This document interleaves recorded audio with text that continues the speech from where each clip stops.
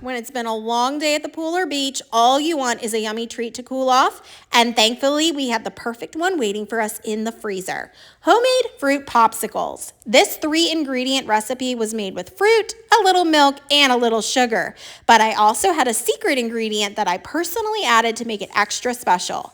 The Little Partners Learning Tower. The tower gets my kids up to counter height, allowing them to participate in the fun and creating some sweet memories.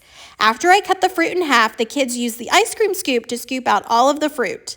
Warning, this recipe can get a little messy, but that's all part of the fun, right? We have these fun summer popsicle molds, but a regular ice cube tray and popsicle sticks work really well too.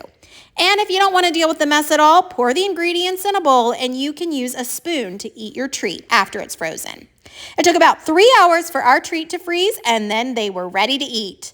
Find this 3-ingredient recipe below, and don't forget to grab a Little Partners Learning Tower so the kids can join in the fun too.